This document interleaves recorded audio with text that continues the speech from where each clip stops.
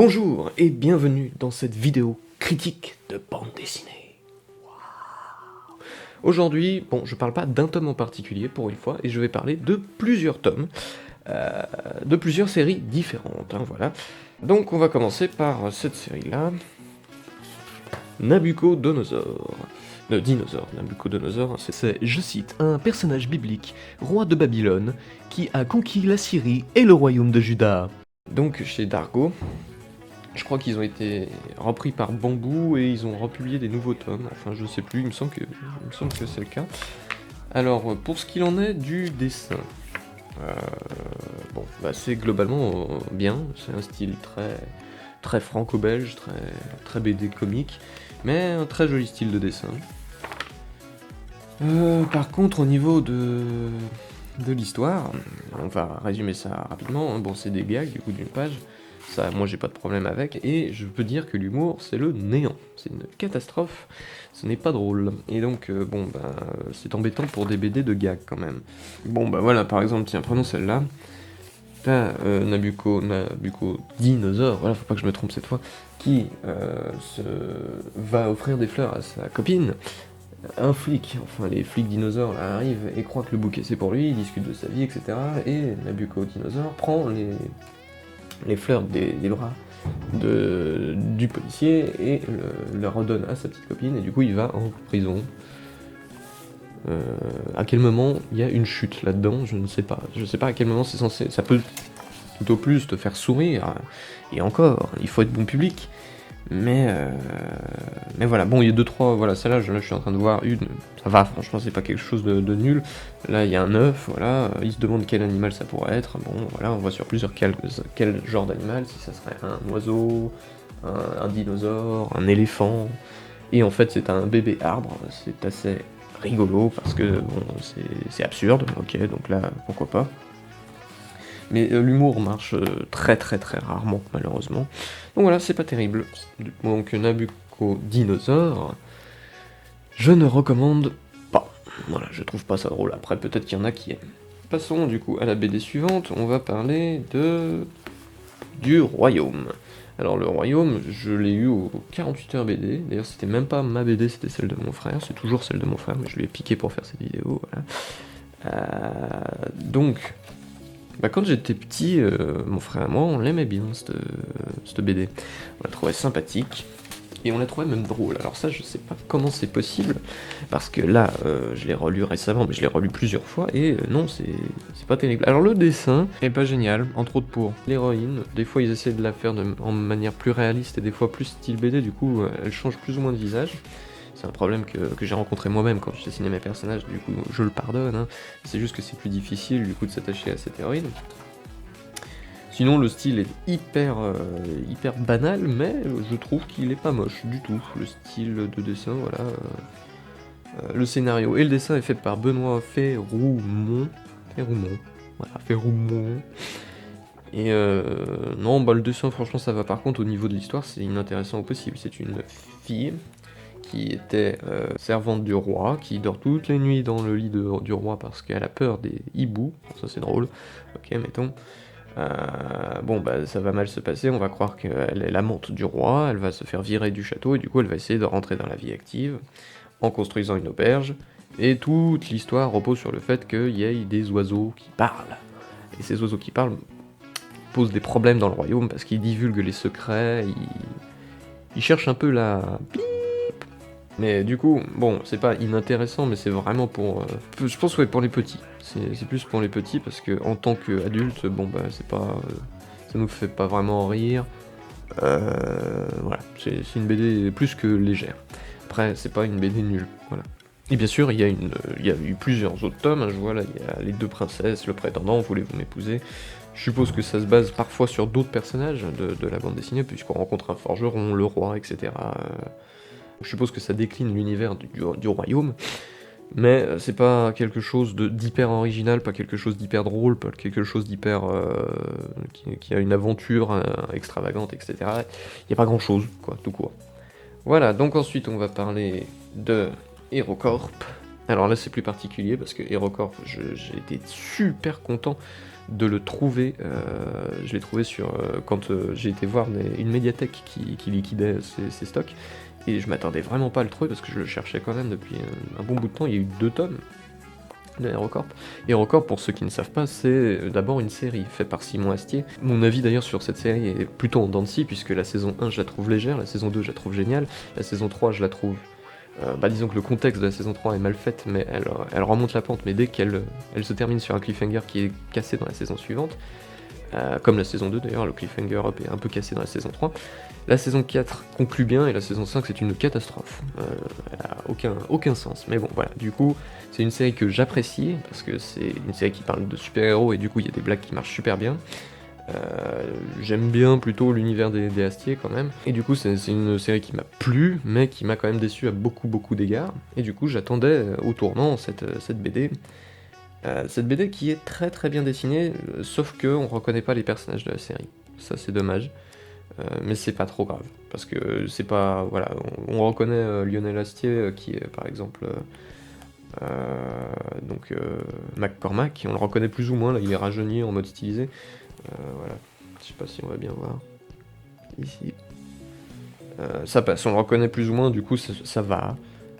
Au niveau du dessin, du coup, c'est très bien parce que ça reprend vraiment des codes du comics, y compris dans son découpage, et graphiquement, ça fait très comics. C'est super. Évidemment, je suppose, j'ai pas vérifié ça, c'est honte sur moi, j'ai pas vérifié, mais il y a des dessins aussi dans la série. J'imagine que c'est le même dessinateur. Alors du coup, ils ont fait plein de pages, voilà, ils durent quand même assez longtemps, sauf que c'est inintéressant. Mais alors vraiment, au niveau de l'histoire, c'est inintéressant. On voit plus ou moins... Ça aurait pu être intéressant de voir le passé de The Lord, du coup, qu'on rencontre dans la série, qui est un des méchants. On voit son passé, sauf que bon, là, déjà, on comprend pas très bien que c'est The Lord au début, même s'il dit son nom quand même, c'est vrai que c'est... Mais c'est compliqué de faire le lien, parce qu'il lui ressemble vraiment pas. Après, du coup, voilà, on explique aussi le contexte de la naissance du héros, donc du personnage joué par Simon Astier, donc John. Voilà, et on n'explique pas grand chose d'autre, en quelque sorte, on explique comment un personnage se retrouve handicapé, et puis la montée en pouvoir de McCormack, donc c'est des événements qui sont très importants, d'une manière générale, dans la série, et c'est cool de les avoir expliqués. Je trouve que c'est mal raconté, vraiment, j'ai pas aimé du tout. Après, je suis pas un grand fan de comics, donc peut-être que je suis pas le type le plus pertinent là-dedans, mais j'ai pas aimé. Après, je peux pas dire que ça soit quelque chose que je ne recommande pas. Si vous aimez HeroCorp, je pense que ça va vous plaire, puisque de toute façon, ça raconte le passé de certains personnages, donc voilà. Mais j'ai pas apprécié personnellement, voilà. Ce livre pris seul vaut vraiment pas grand-chose, et si on est fan, je pense qu'il est distrayant. Voilà, donc vous remarquez que là c'est une série de vidéos de BD que je n'ai pas apprécié. C'est plutôt logique, puisque du coup c'est plus facile d'en parler rapidement, et en plus de ça, je pouvais pas dédier une vidéo complète à toutes ces BD là, ça aurait été trop court. Voilà. Donc on va parler ensuite d'une BD qui est une catastrophe, mais une catastrophe. Cluedo. Cluedo, donc là bon c'est Croisière meurtrière, voilà, mais ils en ont fait plein, hein, c'est hyper commercial, d'ailleurs Jungle est une édition hyper commerciale, je déteste Jungle, je déteste Soleil, ce sont des éditions qui font ça pour l'argent, uniquement pour l'argent, qui n'ont aucune notion de ce que peut être un truc artistique. Ils font des fois des bonnes BD, mais c'est très rare, hein. C'est vraiment pas des éditions que j'apprécie, et du coup là c'est la preuve. C'est la personnification de ce que peut être Jungle, c'est un truc commercial d'une licence qui marche bien, et d'en faire une BD naze au possible. Déjà, bon, décliner une enquête sur 48 pages, hein, le format classique, c'est pas facile, surtout quand on ne sait pas écrire une enquête. Et sauf si bien sûr ça s'adresse à des enfants de, je sais pas, de 5 ans, peut-être que là, à la limite, ça va. Et le dessin, mon dieu, le dessin. Alors, je n'aime pas critiquer comme ça, là, gratuitement, mais enfin, regardez-moi ce dessin. C'est une catastrophe, le type, il sait même pas encore maîtriser son propre style. Je dis pas que, voilà, mais il peut progresser, hein, voilà, tout le monde peut dessiner, il n'y a pas de souci. Et il y a un début de quelque chose, je dis pas, mais c'est pas un style de dessin de BD. On publie pas ça, quoi, c'est beaucoup trop... Le style est beaucoup trop changeant en cours de route, il sait pas faire certains angles. On voit parfois des personnages en contre-plongée, là, voilà, la contre-plongée est ratée, on voit... Enfin, quand on voit une jolie case, en fait, on est en train de se dire, tiens, c'est surprenant. Limite, les jolies cases, c'est surprenant. Et il y a un début de quelque chose, mais sauf que le dessin est affreux, sinon en quelque sorte, c'est vraiment quelque chose de ne pas maîtriser encore. Donc non, là, faut arrêter au bout d'un moment de se fiche de la gueule du monde, parce que l'histoire est inintéressante, voilà, elle est prévisible au possible, je veux dire, il y a 3 suspects, bon, bah, il y a qu'une personne qui est évidente, voilà, en plus, ils insistent bien sur les indices, en mode, le noir s'est fait tuer et on a fait passer ça pour un suicide, on lui a mis le revolver dans la main gauche ou droite, je sais plus, droite je pense, et en fait il était gaucher. Et du coup on te le dit, on est censé normalement le deviner nous-mêmes, sinon c'est plus une enquête dont on est le héros, sauf que là on insiste bien, on zoome 3 fois sur le revolver, après on dit il était gaucher, waouh waouh waouh. Non franchement c'est... ce genre de truc vous laissez pas avoir quoi, parce que c'est pas ça vaut être une licence connue, non faut arrêter les BD comme ça, là c'est plus possible quoi. Voilà. Je précise quand même que heureusement je n'ai pas déboursé d'argent pour cette BD, hein, je l'ai trouvée dans une boîte à livres, parce que si j'avais payé pour ça franchement, bah déjà j'aurais été bizarre, parce que la couverture annonce pas mal la couleur. Hein. La couleur c'est plutôt rigolo pour Cluedo, où chaque personnage a le nom d'une couleur. Humour. Hein. C'est pas grave. Du coup, ensuite, on va passer à Fanch Karadak. Fanch Karadak est une BD qui a plus ou moins bien marché hein, dans les éditions Vagabondage, que je ne connais pas. Là, je viens de regarder les éditions Vagabondage, mais je ne connais pas. Ça marche plutôt pas mal, Fanch Karadak. Et on se demande pourquoi, parce que au moins, ils prennent la peine quand même de faire 64 pages. Au moins, l'enquête est déclinée. On n'essaye pas juste de faire comme Cluedo, je veux dire, ça va un petit peu plus loin. Sauf que le style de dessin, alors je pense que on adhère ou on n'adhère pas, je pense que je vais dire ça, mais quand même, je trouve que c'est un peu léger, on a l'impression que c'est fait au crayon de papier, en fait, le dessin, et qu'on a rajouté sans doute à la tablette plus tard, parce que vu le style, ça fait un peu aquarelle, mais je pense que c'est fait à la tablette, quoique. Mais on a rajouté la couleur ensuite, mais sinon le trait n'est pas... c'est pas des beaux traits, quoi, c'est des traits comme ça, là, gribouillés, qui donnent une impression que les traits de crayon de papier n'ont pas été gommés, mais en fait, parce que peut-être que tous les traits sont des traits de crayon de papier, c'est hyper... c'est moche, en fait, hein. Je trouve ça moche. Après, c'est vrai que c'est un style... On adhère ou on n'adhère pas, j'imagine. Hein. Je suis sûr qu'il y a plein de gens qui vont aimer ce style-là. Et globalement, en fait, au niveau graphique, bah, c'est pas si mal. Il y a des notions de dessin, je veux dire, voilà, les angles sont plutôt cohérents, les personnages ont toujours les mêmes visages. Finalement, c'est pas mal dessiné en soi. C'est déjà un style qui me plaît pas, mais c'est pas mal dessiné. Mais par contre, quel est ce choix de faire des traits là, gribouillés comme ça c'est moche. Bon, en plus, au niveau du scénario, moi, je vais pas vous mentir, ça ne m'a pas plu du tout. Après, là, c'est purement personnel. C'est une histoire d'une enquête, voilà, une mère qui va essayer de retrouver sa fille qu'elle a perdue pendant la guerre. Bon, voilà, je trouve que c'est plat, que c'est pas intéressant, qu'il n'y a pas de tension, que les personnages sont fades.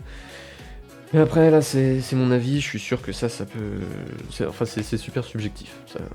Mais au niveau du dessin, je comprends pas, quoi. C'est dommage. Mais je sais pas, ça vous donne envie, vous? Bah dites-le moi dans les commentaires si vraiment ce style de dessin vous parle. Hein. Après tout, ça aussi, c'est subjectif.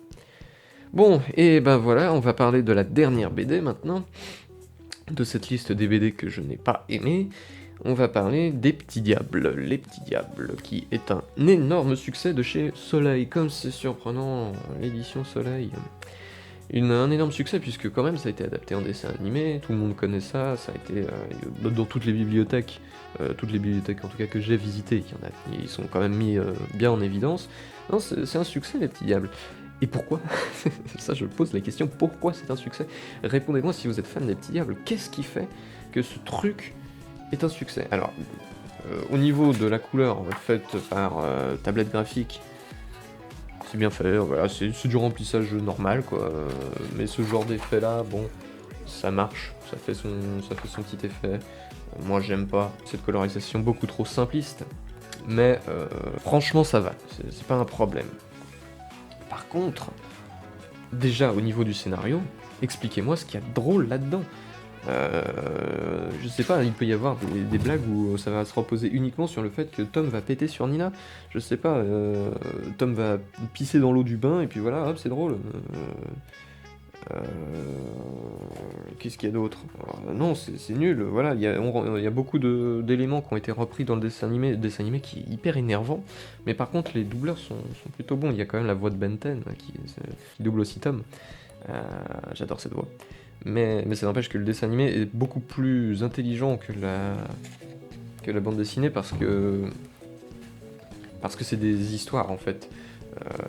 Un épisode évidemment ne peut pas se contenter d'aligner des gags, et c'est pas un format gag, c'est pas 5 minutes l'épisode, c'est un format classique, et donc du coup il décline une histoire en piochant des éléments de ce qu'il y a dans les petits diams. Je déteste cette BD, c'est horrible. Franchement, je suis désolé, mais c'est dans la série. Bon, bah, ils ont repris des éléments graphiques, mais sauf que c'est bien plus joli. Je pense que ça s'est amélioré en cours de route. D'ailleurs, les couvertures sont plutôt pas mal. Voilà, elles savent donner envie. Bon, pour ceux à qui le thème parle, bien sûr. Mais voilà, et je pense que le style de dessin a dû s'améliorer en cours de route. Là, c'est vrai que je ne critique que le tome 1 que j'ai aussi eu au 48 heures BD, c'est pour ça que j'en parle, sinon je l'aurais jamais acheté, puisque je connaissais déjà la série. Et j'aime déjà pas la série, je vais pas acheter la BD. Mais en tout cas, dans ce tome 1, le dessin est... j'ai dit hyper moche, c'est pas vrai, il est pas hyper moche, mais il est quand même assez inconsistant, on va dire qu'il est très très léger, voilà, et je n'aime pas du tout. Voilà, je tiens à le dire, cette BD, je ne l'aime pas du tout, et je comprends pas son succès. Il y a des BD comme ça qui ont un succès fou, peut-être grâce à la mise en valeur en rayonnage, peut-être des éditions qui se disent ouais ça va marcher, ils le mettent bien en évidence et les gens vont l'acheter du coup. Je sais pas si c'est ça, parce que après tout, ça a quand même réussi à venir aussi chez moi, alors que je n'aime pas. Donc, c'est peut-être que la pub aide bien. Allez savoir, mais je comprends pas le succès de cette BD qui pour moi est le néant au niveau de la BD, et c'est vraiment dommage. Ah oui, j'ai oublié de dire, Les Petits Diables racontent la vie de querelle entre un frère crétin qui croit que sa sœur est un alien, et une sœur manipulatrice et sadique. Donc voilà, fini pour toutes les critiques de ces BD.